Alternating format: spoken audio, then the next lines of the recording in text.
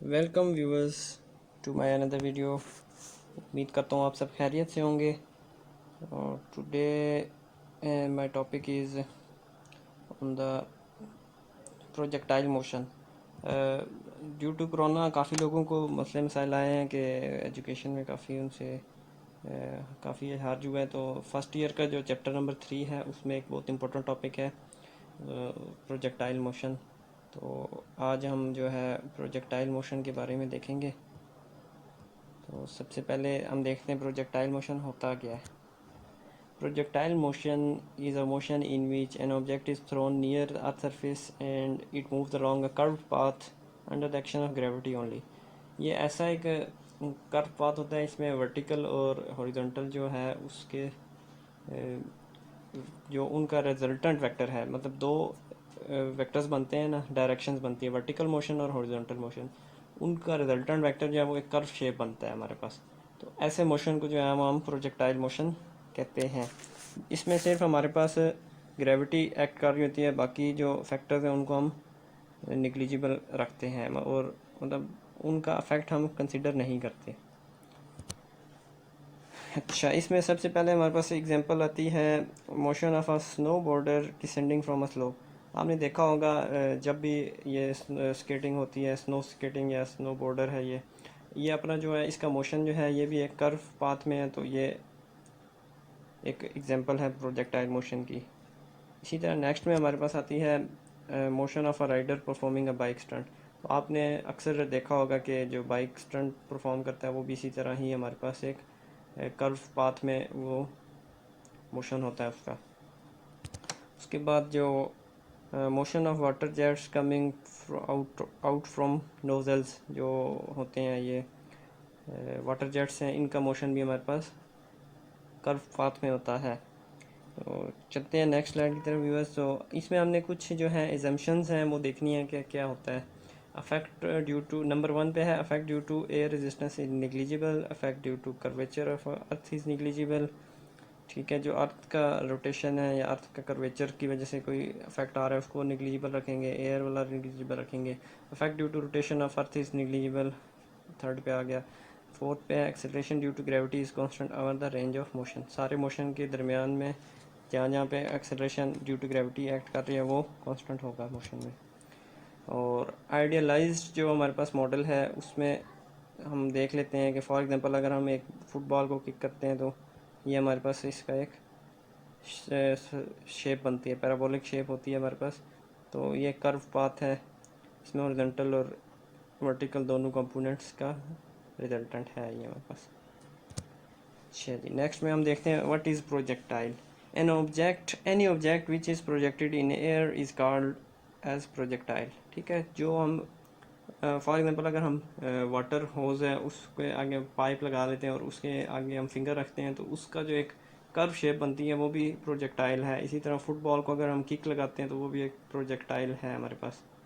तो प्रोजेक्टाइल की उम्मीद करता हूँ समझ आ गई होगी आपको। नेक्स्ट में चलते हैं point of projection. Point of projection हमारे पास कहता है कि जिस पॉइंट से मोशन स्टार्ट होता है, जहाँ से प्रोजेक्टाइल स्टार्ट होता है, the point from which the object is projected in air is called as point of projection. For example यहाँ से एक फुटबॉल यहाँ पे ग्राउंड पे था तो उसको किक लगाई तो वो उसने ये कर्व पाथ अपनाया। तो यहाँ से जहाँ से उसका मोशन स्टार्ट हुआ है उसको पॉइंट ऑफ प्रोजेक्शन कहते हैं। नेक्स्ट में आता है हमारे पास वेलोसिटी ऑफ प्रोजेक्शन, कि किस वेलोसिटी से वो ऑब्जेक्ट मूव कर रहा है। The velocity with which an object is projected in air is called as velocity of projection, कि उसकी स्टार्टिंग में किस फोर्स से उसको फेंका गया है या किस फोर्स से किक किया गया। अगर हम फुटबॉल की एग्जांपल लें तो वो उसकी एक वेलोसिटी होगी। वेलोसिटी ऑफ प्रोजेक्शन, किस वेलोसिटी के साथ उसको प्रोजेक्ट किया गया एयर में। नेक्स्ट में आता है angle of projection, the angle with the horizontal eight which an object is projected in air is called angle of projection. Horizontal axis जो है हमारे पास उसके साथ जो एंगल बन रहा है थीटा, वो क्या हो, उसका एंगल की वैल्यू क्या होगी, उसको हम एंगल ऑफ प्रोजेक्शन कहते हैं। नेक्स्ट में चलते हैं ट्रेजेक्ट्री। ट्रेजेक्ट्री क्या होता है। The parabolic path followed by projectile in air is called the trajectory. It's trajectory, ये जो कर्व पाथ है फॉलो किया है इसने, इसको ट्रेजेक्ट्री कहते हैं, पूरे को कर्व शेप है जो। नेक्स्ट में आता है हमारे पास टाइम ऑफ लाइट, कि कितना टाइम उसने हवा में गुजारा, मतलब टाइम कितना उसने लिया है। फॉर एग्जांपल मैं यहाँ से एक फुटबॉल को किक करता हूँ तो वो कितने टाइम बाद दूसरे पॉइंट पे जाके हिट करेगा। तो time taken by projectile to cover entire trajectory is called as time of light. ये पूरी ट्रेजेक्ट्री को कवर करने के लिए कितना टाइम लगा था उसको हम टाइम ऑफ लाइट कहते हैं। नेक्स्ट में आता है हमारे पास maximum height of the projectile. Maximum height, it is the maximum vertical distance travel by the projectile from the ground level during the its motion. कि हमने एंगल क्या रखा था और उस एंगल के बाद उस ट्रेजेक्ट्री में एक ऐसा पॉइंट आता है जहाँ पे हाइट मैक्सिमम होती है। तो वो हाइट कितनी है उसको हम एच कहते हैं, और मैक्सिमम हाइट इस पॉइंट पे अकर करती है जहाँ पे वो जो फुटबॉल है या कोई भी ऑब्जेक्ट है उसने मैक्सिमम डिस्टेंस अचीव कर लिया था ग्राउंड लेवल से हाईएस्ट लेवल तक। उस पॉइंट पे हमारे पास मैक्सिमम हाइट आ जाती है। नेक्स्ट में आता है horizontal range of the projectile. अब यहाँ पे देखें ये आर लिखा हुआ है। हॉरिजॉन्टल रेंज है कि इस पॉइंट से लेकर इस पॉइंट तक कितना डिस्टेंस कवर किया है ऑब्जेक्ट ने। ये तो सर्कुलर डिस्टेंस कवर कर रहा था फुटबॉल। अब हम अगर किक करते हैं तो वो कितने दूर जाके फुटबॉल जो है वो ग्राउंड को हिट करेगा। तो इनिशियल पॉइंट या फाइनल पॉइंट तक का जो डिस्टेंस है उसको हम रेंज कहते हैं, हॉरिजॉन्टल डिस्टेंस। व्यूअर्स, उसके बाद नेक्स्ट आता है हमारे पास कि is the horizontal and vertical motion are independent. तो आप देख के बताएं इस पिक्चर से आपको क्या समझ आ रही है कि ये एक पिंक बॉल है, ये हमने ऊपर से वर्टिकली ड्रॉप कर दी है इसी तरह, और ये प्रोजेक्टेड है कर्व पाथ में आ रही है। तो इसको आप देखें, both pink and yellow ball are falling at the same rate, इनकी स्पीड एक ही है। Yellow ball is moving horizontally while it is falling have no effect on its vertical motion. ठीक है, येलो बॉल का वर्टिकल मोशन से कोई लेना देना नहीं है। It means horizontal and vertical motion are independent of each other. इसका इस बॉल के साथ कोई लेना देना नहीं है, इसके मोशन पे कोई फ़र्क नहीं पड़ रहा, ये हॉरिजॉन्टल हो या वर्टिकल हो। तो इस वजह से ये इंडिपेंडेंट है आपस में, हॉरिजॉन्टल और वर्टिकल मोशन है जो भी बॉल के। तो व्यूअर्स, नेक्स्ट हम देखते हैं, इसकी एनालिसिस करते हैं। ये बहुत एक इम्पोर्टेंट टॉपिक है। ये तो फ़िलहाल तो हमने एग्जांपल इसकी ली है फुटबॉल की। ये हमारे पास जो वार्स में यूज़ होते हैं रॉकेट्स, उसकी हम रेंज फाइंड करते हैं कि कितने दूर हमने फेंकना है रॉकेट को फायर करने, और पॉइंट ऑफ स्ट्राइक कहाँ पे जाके उसने करना है। और इसी तरह हमारे पास बहुत सारी डेली लाइफ की एग्जांपल्स हैं। तो हम एनालिसिस करते हैं motion diagram of kick football. तो ये देखें, इसने शो किया हुआ है कि पहले फुटबॉल इनिशियल पॉइंट पे था, फिर आगे मूव किया और एंड तक गया है। नेक्स्ट में आता है हमारे पास कि इसकी एनालिसिस हम इस तरह करेंगे कि एक्स एक्सिस पे हमारे पास वेक्टर है और वाई एक्सिस पे भी हमने कंपोनेंट्स में हमने इसको डिवाइड कर लिया। अपने जो हमारा इनिशियल पॉइंट था, ये हम सबसे पहले देख रहे हैं कि अभी फुटबॉल जो है वो हिट नहीं हुआ, मतलब इनिशियल पॉइंट पे है। तो ये देखें व्यूअर्स के हमने इसकी डायरेक्शन जो है वेलोसिटी की इसी तरह अपवर्ड होगी जब हम किक करने लगे होंगे। तो इसको हमने कंपोनेंट्स में डिवाइड कर लिया, एक्स कंपोनेंट्स और वाई कंपोनेंट्स में इसको डिवाइड किया है। इस केस में अभी हमारे पास वर्टिकल मोशन की वैल्यू ज़्यादा है, आई वाई है, जो वी आई वाई की वेक्टर की जो लेंथ है वो ज़्यादा है और वी आई एक्स की लेंथ कम है। तो मेरे पास टोटल वेक्टर का जो रिजल्टेंट आ रहा है वो इस तरह आता है। और ये व्यूअर्स देख लें, मेरे पास वी आई एक्स यहाँ पे आ गया और vertical motion plus horizontal motion कर दिया उसने। अलग अलग इनको लिख के दिखा रहा है कि ये अगर हम इसको अलग लिखें और इसको अलग लिखें और फिर इनको ऐड करें तो मेरे पास ये ब्लू लाइन ड्रॉ हो जाती है। नेक्स्ट फ्रेम में चलते हैं, जब ये अभी तो पॉइंट ओ पे था, ओरिजिन पे था। अब हम देखते हैं फ्रेम 2 में हमारे पास आ गया कि ये फुटबॉल इस पॉइंट पे पहुंच चुका था अभी। तो इसके करस्पॉन्डिंग यहाँ पे वाई देखें, मेरे पास ये पॉइंट बनता है जो इसने यहाँ पे शो किया हुआ वर्टिकल मोशन में। और इसी तरह हॉरिजॉन्टल मोशन में मेरे पास यह अप्रोक्सीमेटली यहाँ पे पॉइंट बनता है जो उसने यहाँ पे शो भी किया हुआ है। तो इन दोनों को ऐड किया तो ये पॉइंट मिड में आ गया। इसी तरह थर्ड फ्रेम में वो कहता है कि जब ये मैक्सिमम हाइट अचीव कर लेगा तो एक्स की वैल्यू भी बढ़ गई है, वाई की वैल्यू भी बढ़ चुकी है, और एग्जैक्ट वही उसने वेक्टर्स को जो है वो कंपोनेंट्स में रिजॉल्व किया हुआ है। नेक्स्ट फ्रेम में आ जाता है कि इसकी अब ये डिसेंड कर रहा है, पहले असेंड था, अपवर्ड जा रहा था फुटबॉल, अब ये अपनी डेस्टिनेशन के करीब है और पॉइंट 3 पे है। तो इसके उसने दो कंपोनेंट्स बनाए एग्जैक्ट वैसे ही। अब वी वाई जो है वो डाउनवर्ड आ रहा है और वी एक्स फिर अभी तक इंक्रीजिंग में ही है, क्योंकि वो डिस्टेंस हॉरिजॉन्टल डिस्टेंस तो कवर कर रहा है लेकिन अब हाइट वो लूज़ करता जा रहा है। नेक्स्ट फ्रेम में चलते हैं। अब ये पॉइंट है जहाँ पे इसने फुटबॉल ने ग्राउंड को टच कर लिया था, या फिर कोई रॉकेट है या फुटबॉल है, कोई भी वाटर ड्रॉपलेट है जिसको हम पाइप से फ्लो करवा रहे हैं, या फिर कोई भी मोटर बाइक जो है स्टंट प्रोवाइड कर रहा है, और इसी तरह अगर कोई भी स्केटिंग कर रहा है, तो ये सारी एग्जांपल्स एग्जैक्ट एक जैसी हैं और सारों पे ये जो एनालिसिस है वो एग्जैक्ट ऐसे ही हो सकती है, लगा सकते हैं आप लोग। इस केस में मेरे पास जो फुटबॉल है उस पर ग्रेविटी एक्ट कर रही है और उसका जो वाई कंपोनेंट है वो डाउनवर्ड है, और जो एक्स कंपोनेंट है वो इसी डायरेक्शन में है, जो एक्सिस की डायरेक्शन में, ग्राउंड की डायरेक्शन है उसी में जाएगा। मेरे पास जो रिजल्टेंट वेक्टर है वो यहाँ पे मिड में आ जाएगा।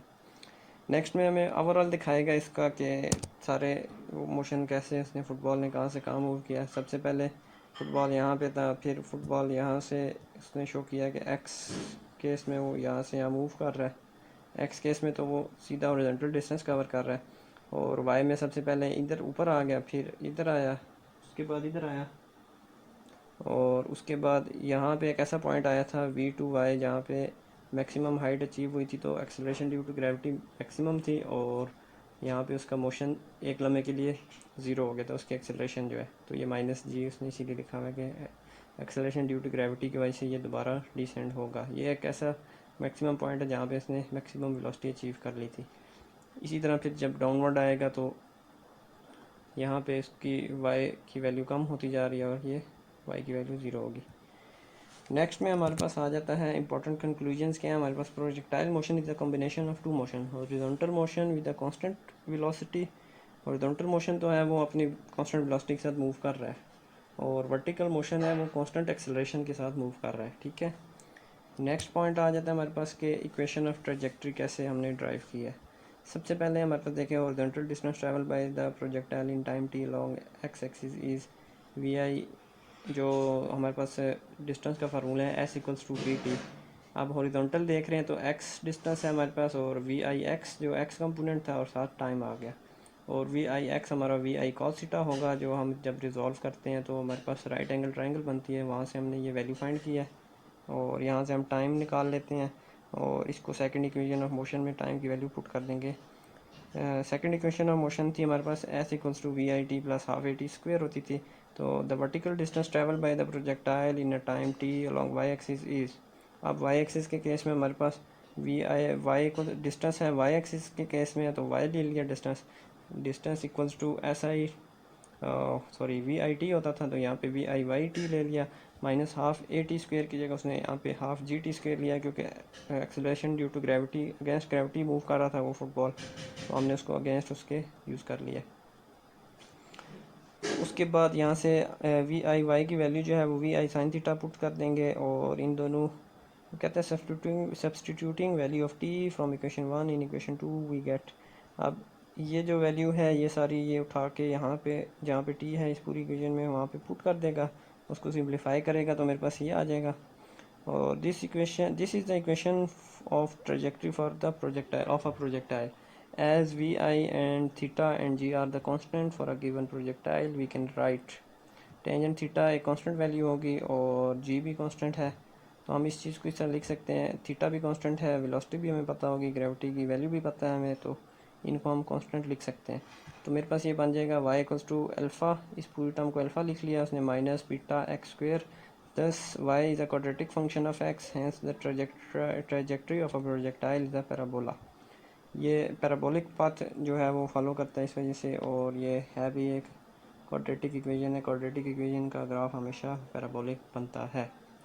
तो नेक्स्ट हम देखते हैं व्यूअर्स के, अब हमें कोई भी इक्वेशन ऑफ ट्रेजेक्ट्री जो है वहाँ से हम फाइंड कर सकते हैं, एक्स और वाई की वैल्यूज़ फाइंड कर सकते हैं, ठीक है।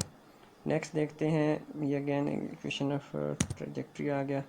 नेक्स्ट आता है equation for the time of flight, कि टाइम कितना उसने लगाया, वहाँ से वहाँ मूव करने में कितना टाइम लग गया इनिशियल पॉइंट से फाइनल पॉइंट तक। The vertical distance travel by the projectile in time T along Y axis is, ये वही प्रीवियस इक्वेशन हमने यूज़ की है। For the entire motion T equals to capital T and Y equals to zero, Y इसलिए zero है क्योंकि उसने horizontal distance cover किया है, वर्टिकल डिस्टेंस बिल्कुल कवर नहीं कर रहा। वो वर्टिकल डिस्टेंस एवरेज अगर लें हम तो वो ज़ीरो आती है उसकी। पहले इंक्रीज़ हुआ फिर डिक्रीज़ हुआ तो वो ऐड होके ज़ीरो हो जाता है। तो इस वजह से वर्टिकल डिस्टेंस ज़ीरो पुट किया, V I sine theta into capital T minus half G T square. यहाँ से हमने टी की वैल्यू फाइंड की तो वो मेरे पास आ गई 2vi sin theta divided by g. This is the equation for the time of flight. For the symmetrical parabolic path, the time of ascent is equal to time of descent. जो मैंने आपको भी बात बताई है कि टाइम ऑफ एक्सेंट और time of decent अगर इक्वल होंगे तो वर्टिकल पाथ कवर ही नहीं हुआ, वर्टिकल डिस्टेंस कवर नहीं हुआ अगर इक्वल है। तो अगर हम इसका हाफ सेमी सर्कल, तो ऑलरेडी सेमी सर्कल वो पैराबोलिक पाथ तो ऑलरेडी सेमी सर्कल है, अगर सिमेट्रिक होगा तो सेमी सर्कल को फिर हाफ कर देंगे तो मेरे पास तब जो टाइम है मैक्सिमम पॉइंट तक पहुंचने के लिए जो टाइम अचीव किया है उसकी इक्वेशन ये लिखी है, time of ascent equals to time of descent equals to we I sine theta divided by G. Next हम देखते हैं हॉरिजॉन्टल रेंज कितनी कवर की है इसने हमारे प्रोजेक्टाइल ने। The equation of trajectory for projectile is given by, ये इक्वेशन उसने प्रीवियस ये जो हमारे पास ट्रेजेक्ट्री का फार्मूला था वहाँ से उठाई। अब हमारे पास for entire motion y equal to zero है और एक्स को वो रेंज ले रहा है। हॉरिजॉन्टल रेंज कितनी थी वो हम फाइंड करेंगे। जो एक्स है हमारे पास वेरिएबल था ना, इसकी जगह हम कुछ भी पुट कर सकते हैं। पहले हम टाइम फाइंड कर रहे थे, टाइम के लिए हमने इक्वेशन को सॉल्व किया था, अब हम रेंज के लिए करेंगे। तो ठहरे बैक कर लेते हैं। अब हमारे पास इसको हम सिंप्लीफाई करते हैं पूरी इक्वेशन को, यहाँ पे पहुँच जाते हैं हम। R equals to we I square two sine theta cos theta. तो यहाँ तक आपको कोई मुश्किल नहीं होगी, सिंप्लीफिकेशन है, इजी है। यहाँ से आके उसने एक आइडेंटिटी यूज़ की है जो मेडिकल के स्टूडेंट्स को अक्सर नहीं पता होती कि two sine theta cos theta क्या है। Two sine theta cos theta एक आइडेंटिटी है जो साइन टू थीटा के इक्वल होती है, और ये हमारे पास रेंज का एक फार्मूला बन जाता है, R equals to we I square sine two theta divided by G. This is the equation for a horizontal range. For the given velocity of the projection, the range will be maximum when sin 2 theta is equal to 1. अब ये हमारा general knowledge है कि जब theta ये सारा factor 1 हो जाएगा तो रेंज हमारे पास मैक्सिमम होगी, क्योंकि जी भी कांस्टेंट है और वी भी कांस्टेंट है। तो सारे जो रेंज है वो थीटा पे डिपेंड कर रही है, इंटायरली सिर्फ थीटा पे डिपेंडेंट है। तो इस चीज़ को अगर हम इक्वल्स टू 1 ले लें तो हमें एक ऐसा एंगल पता लग जाएगा जहाँ पे रेंज मैक्सिमम होगी। तो sine two theta equals to उसने 90 डिग्री लिया, 90 डिग्री पे मैक्सिमम हो सकती है रेंज। आप देखें कि हम एक चीज़ को वर्टिकली अपवर्ड हम उसको थ्रो करें तो वो 90 डिग्री पे होगी, और वही मैक्सिमम रेंज अचीव कर सकती है अगर हम उसको कंसीडर करें कि वो हॉरिजॉन्टल डिस्टेंस ट्रैवल करेगी। तो उसने इसलिए इसको 90 डिग्री ले लिया। साइन टू थीटा है तो ये कन्वर्ट हो जाएगा 45 डिग्री में थीटा। तो thus the range of the projectile is maximum if it is projected and the direction inclined to the horizontal at an angle 45 degree. अच्छा, आपको एक और चीज़ भी क्लियर कर देता हूँ कि 45 डिग्री एक ऐसा एंगल है जहाँ पे हमारे पास स्लोप मैक्सिमम होता है, उसके बाद स्लोप हमारे पास जो है वो डिक्रीज़ करने शुरू हो जाता है और इन्फिनिटी की तरह सॉरी उसके बाद हमारे पास जो स्लोप की वैल्यू है वो 1 से ग्रेटर होती जाती है, और वो वैल्यू हमारे पास एक्सेप्टेबल नहीं होती किसी भी ऑब्जेक्ट के लिए अगर हम उसको ट्रैवल करवा रहे हैं। मतलब हमें अंदेशा होता है कि वो वापस आ जाएगी, मतलब और वो हॉरिजॉन्टल डिस्टेंस कवर नहीं कर सकेगी 45 डिग्री के बाद। और ये जनरल नॉलेज से भी हमें पता लग जाता है कि अगर हम एक्सिस पे वर्क करें तो थीटा अगर 45 से इंक्रीज़ होगा तो वो हाइट उसकी ज़्यादा होती जाएगी और वर्टिकल डिस्टेंस ज़्यादा होता जाएगा, लेकिन हॉरिजॉन्टली वो डिस्टेंस उसका कम होगा। और 45 एक ऐसा एंगल है जहाँ पे ये इक्वल होते हैं, हॉरिजॉन्टल और वर्टिकल डिस्टेंस आपस में इक्वल होते हैं। नेक्स्ट हमारे पास आता है two angles of projection for the same horizontal range. The equation for horizontal range is given by, ये हमारे पास एक इक्वेशन है। अब वो कहता है कि हम डिफरेंट एंगल यूज़ करते हैं। अब आपने इस चीज़ का ख्याल रखना है कि साइन टू थीटा जो टू थीटा है उसका सम हमेशा 90 डिग्री के इक्वल आना चाहिए। मतलब कि हम साइन टू थीटा की जगह ऐसी वैल्यू पुट करें जिसका सम हमेशा 90 आए।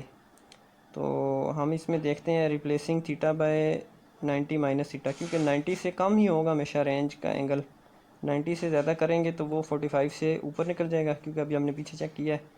तो sine 2 vi² sine 2 into 90 minus theta divided by g करेंगे, ये 180 हो जाएगा साइन 2 थीटा। तो ये r डैश मेरे पास vi² साइन 2 थीटा बाई जी हो जाएगा। अब वो कहते हैं कंपेयर करो इन दोनों को, फ्रॉम वी से that r equals to r dash. तो हमारे पास ये चीज़ एक प्रूव हो रही है कि एंगल हमेशा 90 से कम होना चाहिए, जो प्रोजेक्शन का एंगल है।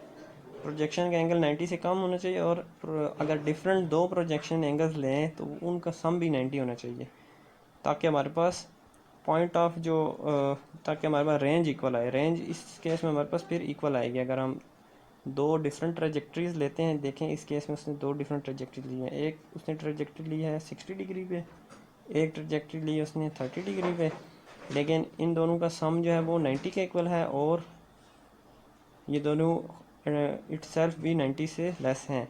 तो ये हमारे पास पॉइंट ऑफ जो है वो हमारे पास एक ही आएगा जहाँ पे ये स्ट्राइक करेंगे। तो इसके अलावा हम और भी कॉम्बिनेशंस ले सकते हैं, 40 और 50 का भी ले सकते हैं, डिग्रीज़ हैं जो। इसी तरह हम 55 और 45 का भी हम ले सकते हैं कॉम्बिनेशन, 55 और 35 का, सॉरी। तो हमारा पॉइंट ऑफ जो स्ट्राइक है वो एग्जैक्ट एक ही होगा, बस इस चीज़ का हमने ख्याल रखना है। तो नेक्स्ट आता है हमारे पास मैक्सिमम हाइट जो है वो कहाँ पे अचीव होगी, किस पॉइंट पे हाइट, और हाइट होगी कितनी, ये हम फाइंड कर सकते हैं। हमें थर्ड इक्वेशन ऑफ मोशन हमें पता है, ये v_f² equals to vi² minus 2as होता था। यहाँ पे उसने vfy का स्क्वायर इक्वल्स टू viy का स्क्वायर माइनस 2gy लिया है, और at maximum height vfy equals to 0 होगा, क्योंकि उसकी वेलोसिटी फाइनल जो है वो 0 हो जाती है, और हाइट जो है वो h के y को इक्वल लिया है। तो ये पुट करेगा उसमें सारा, तो हमारे पास ये इक्वेशन बन जाती है मैक्सिमम हाइट के लिए। अब हम एक केस लेते हैं जहाँ पे हमें पता है कि एंगल ऑफ प्रोजेक्शन अगर 45 डिग्री हो, तो यहाँ पे इस केस में मेरे पास रेंज भी मैक्सिमम होगी और हाइट भी मैक्सिमम होगी। तो ये हमारे पास इक्वेशन बन जाती है height maximum equals to vi² divided by 4g। और एक और केस उसने लिया है, केस 2 में कहता है हमें कि अगर हमारे पास एंगल ऑफ प्रोजेक्शन 90 डिग्री हो, तो हमारे पास देखें हाइट जो है वो 2 टाइम्स कम होगी, अब सॉरी 2 टाइम्स इंक्रीज़ होगी है। हाइट हमारे पास वहाँ पे 4g था और यहाँ पे 2g हो गया। तो अब इसको अगर हम कंपेयर करें आपस में कि किस केस में हाइट ज़्यादा हुई है, तो आप बता सकते हैं व्यूवर्स, कुछ आप वीडियो पॉज करके आप इस चीज़ को कंपेयर करके चेक करें कि किस केस में हाइट ज़्यादा और किस में कम है। मेरे ख्याल से यहाँ पे मैक्सिमम हाइट है और यहाँ पे हाइट जो है वो, अब इसको कंपेयर करेंगे जब, तो मेरे पास यहाँ इसको मुझे 8 से मल्टीप्लाई करना पड़ेगा, 8 डिवाइड बाई 2, सॉरी 8 से नहीं, मुझे 1/2 से इसको करना पड़ेगा मल्टीप्लाई। तो यहाँ पे हाफ़ हो गई मेरी हाइट जो है, मेरी हाइट जो है वो कम हो गई है। तो व्यूअर्स, ये बहुत ही इंपॉर्टेंट टॉपिक था, उम्मीद करता हूँ आपको ये टॉपिक समझ आ गया होगा प्रोजेक्टाइल मोशन का। तो अगर आप मेरे चैनल पे न्यू हैं तो चैनल को सब्सक्राइब करें और बेल आइकन पे क्लिक करें। उम्मीद करते हैं आपको ये टॉपिक समझ आ गया। मिलते हैं नेक्स्ट वीडियो में। अल्लाह हाफिज़।